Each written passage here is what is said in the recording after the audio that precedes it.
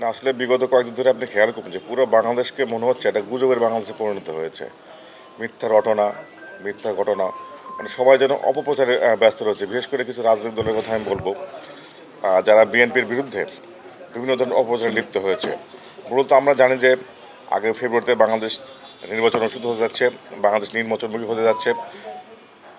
এই নির্বাচনকে পেছানোর জন্যই বাংলাদেশের সাথে কোনো নির্বাচন অনুষ্ঠিত না হয়, এবং আমি মনে করি যে এর সাথে বাইরের অনেক শক্তি জড়িত রয়েছে, যারা চায় বাংলাদেশকে তাদের পায়ে নিচে দাবিয়ে রাখতে, বাংলাদেশের স্বার্থকে যারা বিঘ্নিত করতে চায়, বাংলাদেশকে যারা দাবিয়ে রাখতে চায়, তাদের সাথে বাংলাদেশের কিছু রাজনৈতিক দল হাত মিলিয়ে এসব অপপ্রচার চালিয়ে, বিএনপির বিরুদ্ধে এসব অপপ্রচার চালিয়ে বাংলাদেশের নির্বাচনকে বিঘ্নিত করতে যাচ্ছে, নির্বাচনকে পেছাতে যাচ্ছে। এক্ষেত্রে আমাদের দলীয় নির্দেশনা হচ্ছে যে যত অপপ্রচারই হোক, বিএনপির বিরুদ্ধে যত অপপ্রচার করা হোক না কেন, যত অঘটনই ঘটুক, আমরা এগুলো সাংগঠনিকভাবে মোকাবেলা করব। কেউ যেন এগুলো ব্যক্তিগতভাবে না নেয়, কোনো উস্কানিতে পা না দেয়। আপনারা জানেন গতকালকেও আমাদের পার্টির সামনে এখানে ককটেল বিস্ফোরণ ঘটেছে। এগুলোকে আমরা সাংগঠনিকভাবে মোকাবেলা করব।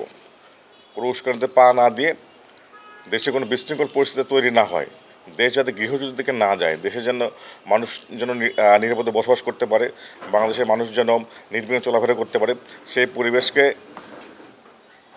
রক্ষা করার জন্যই আমাদের দল থেকে নির্দেশ দেওয়া হয়েছে যে কোনো উস্কানিতে পা না দিয়ে সাংগঠনিক কার্যক্রম পরিচালনা করতে হবে, এবং দেশের শান্তি শৃঙ্খলা রক্ষার স্বার্থে যে কাজগুলো করা দরকার সেই কাজগুলো করার জন্য আমাদেরকে নির্দেশনা প্রদান করা হয়েছে। না, আপনারা জানেন যে বিএনপি একটি বর্তমান বাংলাদেশের বৃহত্তর রাজনৈতিক সংগঠন, সবচেয়ে বড় রাজনৈতিক দল।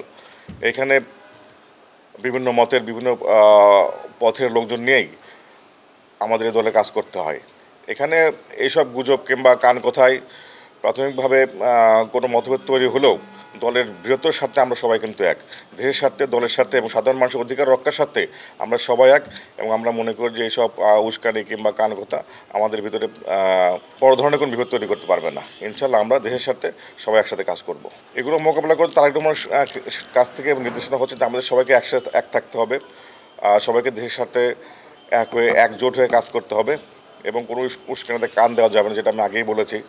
যে কারণ অনেকেই চাচ্ছে যে বিএনপিকে উস্কানি দিয়ে বিএনপি নেতাকর্মীকে তাদেরকে রাগান্বিত করে কিংবা তাদেরকে আবেগে ফেলে তাদেরকে রাস্তায় নামিয়ে বড় ধরনের কোনো সংঘাত তৈরি করা।